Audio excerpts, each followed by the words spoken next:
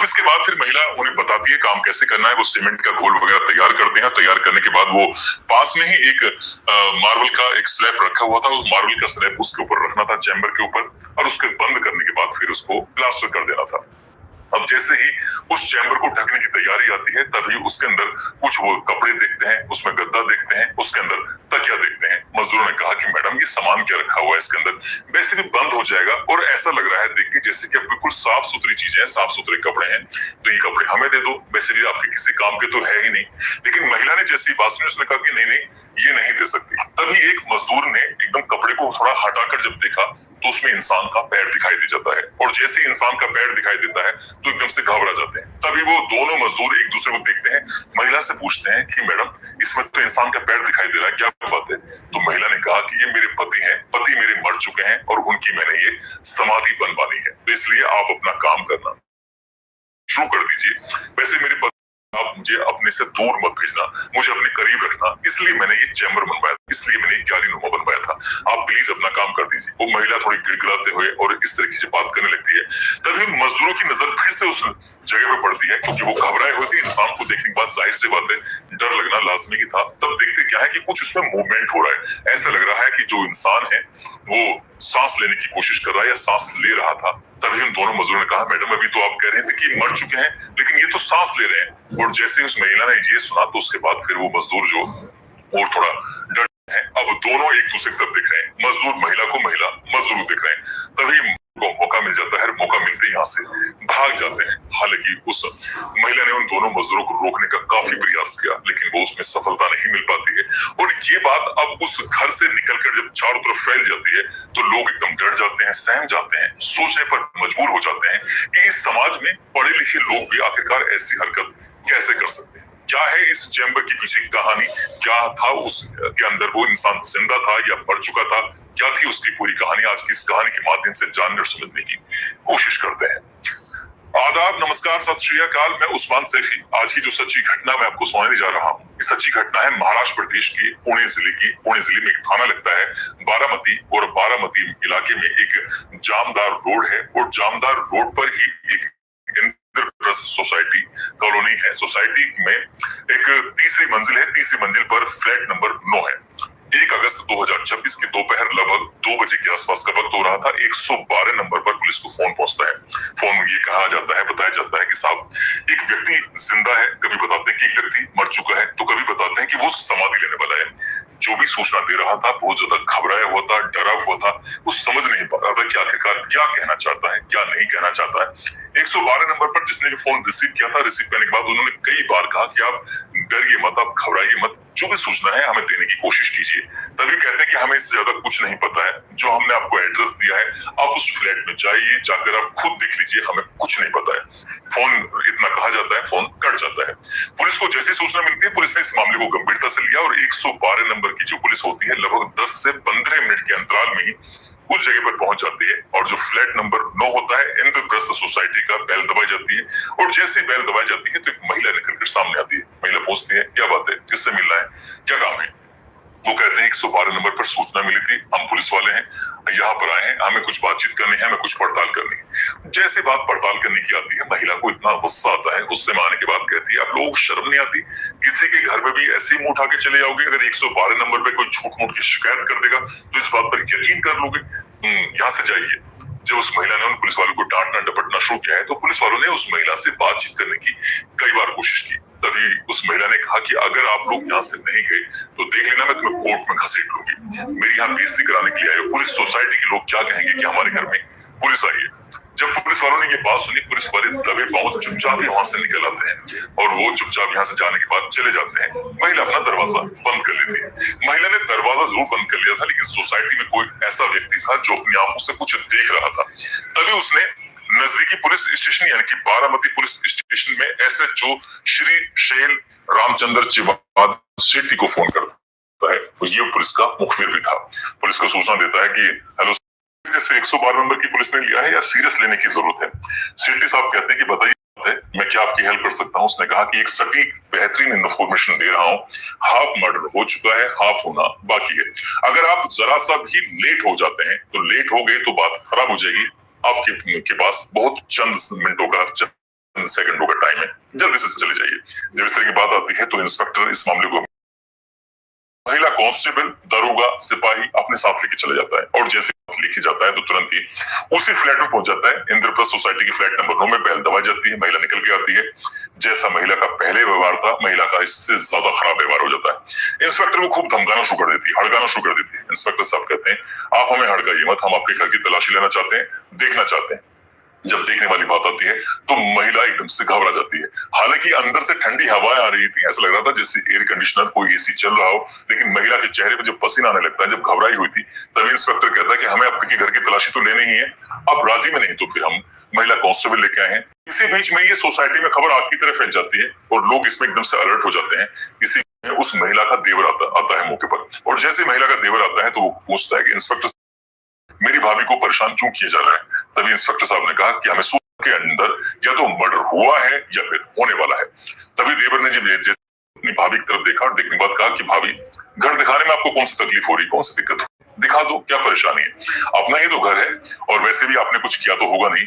जब देवर ने इस तरह का दबाव बनाया, जब दबाव बनाया जाता है तो आखिरकार फिर उस महिला को घर दिखाना पड़ता है। जब घर दिखाना पड़ता है तो उससे पहले ही उस महिला ने ये भी बताया कि घर के अंदर मेरे पति रहते हैं, लेकिन पति फिलहाल पासपोर्ट के काम से किसी पासपोर्ट के काम से ऑफिस में गए हैं, बाहर गए, और जो मेरी सास है वो आराम से लेटी हुई है, तबीयत खराब है, आप जगाने की कोशिश मत करना, आप किसी को भेज दीजिए। वो पुलिस वालों को देखेगी तो डर जाएगी, सोचेगी क्यों पुलिस वाले आए हैं।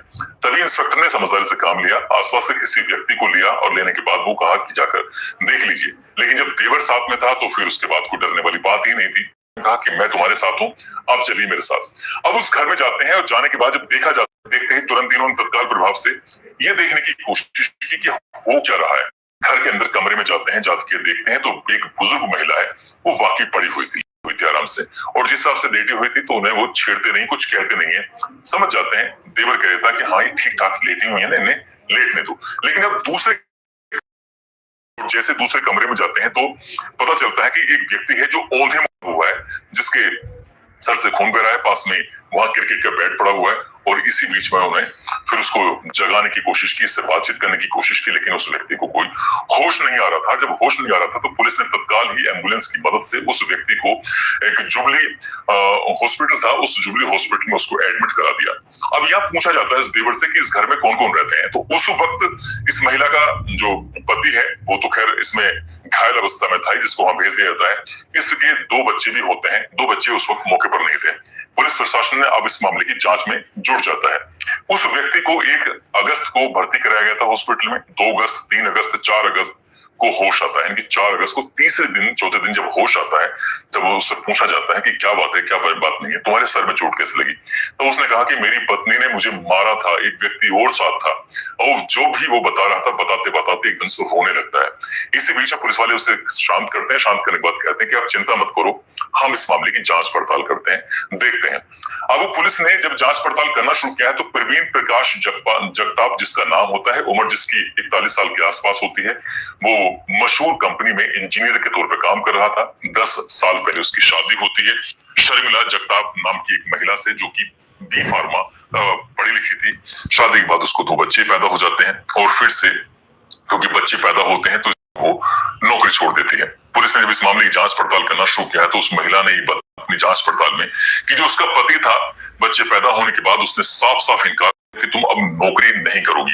लेकिन बच्चे अब धीरे धीरे बड़े हो रहे थे, समझदार होने की कोशिश कर रहे थे। महिला कहती है अपने पति से कि मैं भी नौकरी करना चाहती हूँ, इसलिए मुझे नौकरी ज्वाइन करने दो। पति इस बात पे ऐतराज करता था, अपनी पत्नी को बेहिसाब तरीके से मारता था, पीटता था, और यही बात कहीं ना कहीं पति पत्नी के बीच में विवाद का कारण बन जाता है। वक्त आगे बढ़ रहा है और जैसे जैसे वक्त आगे बढ़ रहा है वैसे वैसे पति और पत्नी के बीच में विवाद बढ़ने लगता है, मारपीट की स्थिति ज्यादा होने लगती है, और महिला की जो मनोस्थिति थी वो भी कहीं ना कहीं बिगड़ने लगती है। अब महिला ने सोचा कि क्यों ना इस पति को अगर रास्ते से हटा दिया जाए तो फिर उसके बाद फिर कोई रोकने वाला टोकने वाला होगा नहीं, आराम से वो नौकरी करेगी और अपने जो पढ़ाई लिखाई है उसका वो फायदा उठाएगी। तो सबसे पहले ऐसे बताया जाता है कि 13 और 14 जुलाई को उसने अपने पति को मारने की कोशिश की थी, लेकिन उसमें कोई नो रिजल्ट आता है, और वो इस नो रिजल्ट में फिर वो आगे कुछ प्लान करती है। उसने सोचा कि कुछ ऐसा प्लान किया जाए जिससे क्या आदमी की हत्या भी हो जाए, मारा भी जाए, और इस बात का किसी को पता भी ना चले। पति के रहते हुए ही उसने अपने पति से कहा कि देखो, बालकनी का थोड़ा सा हिस्सा है, खाली रहता है, मुझे पेड़ पौधों उससे कितना प्यार है, क्यों ना हम एक छोटा सा चैम्बर बनवाएं और उस चैम्बर में हम आराम से पेड़ पौधे लगाएंगे, हरियाली होगी तो कितना अच्छा लगेगा। पति ने ये बात सुनी और सुनने के बाद कहता है कि हाँ ठीक है, अगर तुम करना चाहती हो तो कर सकती हो, मुझे इस बात से कोई एतराज नहीं है। मजदूर बुलवाए जाते हैं, एक छोटा सा चैम्बर बनवाया जाता है, लगभग 2.5 फुट की उसकी ऊंचाई होती है, 5 फुट की उसकी चौड़ाई होती है, तैयार कर दिया जाता है। पति को इस बात का बिल्कुल भी भनक नहीं लगती कि हो क्या रहा है, पत्नी के दिमाग में चल क्या रहा है। मारपीट होना या कहासुनी होना तो ये ठीक था, लेकिन इससे बड़ी बात होने वाली थी। बड़ी बात ये होने वाली थी 31 जुलाई और 1 अगस्त की रात को इस महिला ने, अब हालांकि इससे पहले ही अपने जो बच्चे होते हैं तो वो अपने मायके पहुंचा देती है। घर के अंदर उसकी सास होती है, उसका पति होता है। सास कहीं जग ना जाए इसलिए सास को भी उसने खाने में नशीली दवाइयां मिलाकर दे दी, उसने पति को भी अपने नशीली दवाइयां मिलाकर दे दी थी जूस के अंदर। पति जैसे ही जूस पीता है उसके बाद वो बेहोशी की हालत में हो जाता है, और जैसे ही बेहोशी की हालत में होता है उसके बाद क्रिकेट का बैट उठाती है, और बैट उठाने के बाद एक अपने पति के सर में मारना शुरू कर देती है। और जैसे पति को मारती है तो उसके बाद फिर पति बेहोश हो जाता है, उसके सर से खून बहने लगता है। उसने पति की नब्ज को टटोलने की कोशिश की, हिलाने डुलाने की कोशिश की, पति ऐसा लग रहा था जैसे क्या मर चुका है। उसके बाद उसने अपने पति को चादरों में लपेटा, वहां पर चैम्बर में गद्दा रखा, गद्दा रखने के बाद उसको खींच खांच कर किसी तरकीब से जाकर उसके अंदर रख देती है, और जो बाकी कपड़े होते हैं उस कपड़े को ढक देती है।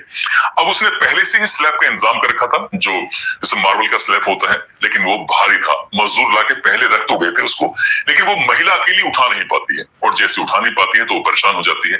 1 अगस्त 2026 के दोपहर का समय हो रहा था, तभी उसने सोचा कि क्यों ना 2 मजदूरों को बुलाया जाए। मजदूरों के पास जाती है, उन मजदूर के पास काम नहीं था, उनके काम की जरूरत थी, उनसे बातचीत तय कर ली जाती है। मजदूरों से बताया जाता है कि थोड़ा सा प्लास्टर करना है और ये स्लैब उठा के ऊपर रखना है, बाकी कुछ भी नहीं करना है।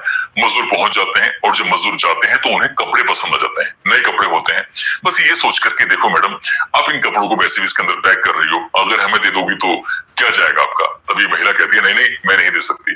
मजदूरों को दिखाई दे जाता है पैर, और जो पैर दिखाई देता है तब महिला से पूछा जाता है, तो महिला कहती है कि मेरा पति मर चुका है, मैं उनकी समाधि बना रही हूँ, उनकी अंतिम इच्छा है, अंतिम इच्छा पूरी कर रही हूँ, भैया हो सके तो अंतिम इच्छा पूरी करवा दीजिए। लेकिन उस जगह को और गौर से देखते हैं तो वो व्यक्ति जिंदा था, सांस ले रहा था, और जैसे सांस ले रहा था तब उन लोगों ने पूछा तो उस महिला ने कहा नहीं नहीं ये मरने की बात तुमने शायद गलत सुनी होगी, ये जिंदा है और ये जीते जी समाधि लेना चाहते हैं। तभी मजदूर भागते हैं, पुलिस को 112 नंबर पर फोन कर रहे थे। मजदूर थे, ज्यादा पढ़े लिखे नहीं थे, लेकिन आज सोशल मीडिया के माध्यम से उन्हें बहुत सारी जानकारी थी। 112 नंबर फोन जरूर करते हैं, लेकिन पुलिस तक बात पहुंच जाती है। पुलिस 112 नंबर वाली समझ नहीं पाई, महिला इतनी चालाकी से अपना काम कर थी, लेकिन जब बात एसएचओ तक पहुंचती है, एसएचओ ने इस महिला से जब पूछताछ करना शुरू किया है तब पता चला कि वो महिला अपने पति का मर्डर करना चाहती थी। 13 और 14 जुलाई वाली बात जो आती है, पास में कुल्हाड़ी भी पाई जाती है।